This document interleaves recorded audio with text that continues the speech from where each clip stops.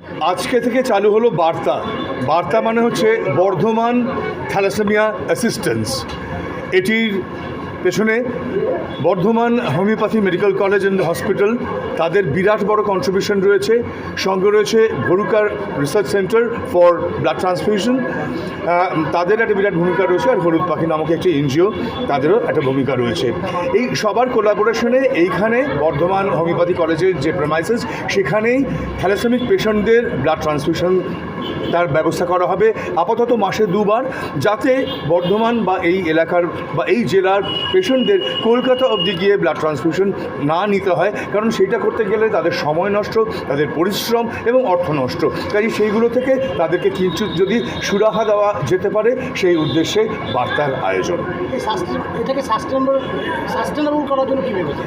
এটাকে সাস্টেনেবল করার জন্য যেমন আপাতত 3টি সংস্থা কোলাবোরেট করেছে, তেমনই আরও মানুষকে একটু এগিয়ে আসতে হবে।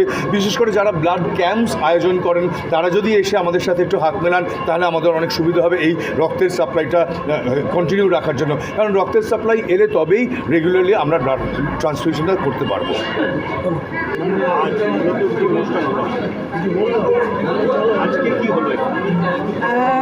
আজকে যে অনুষ্ঠানটা হলো সেটা হচ্ছে এই যে প্রোগ্রামটার নাম দিয়েছি আমরা বার্তা।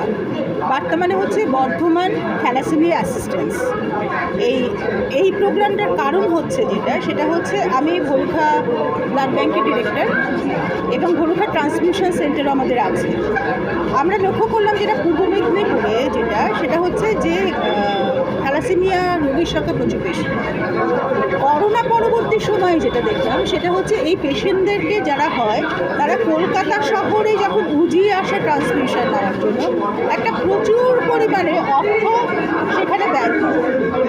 তো এইটার জন্য আমাদের মূল উদ্দেশ্য হচ্ছে পেশেন্টের কাছে পৌঁছে যাওয়া পরিষেবা নিয়ে।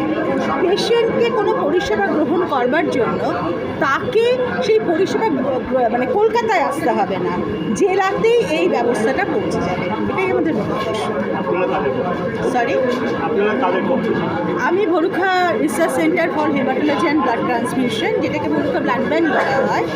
আমরা যেটা করব সেটা হচ্ছে এখান থেকে আমরা স্যাম্পেল এবং রিকুইজিশনগুলো নিয়ে যাব আমাদের ওখানে।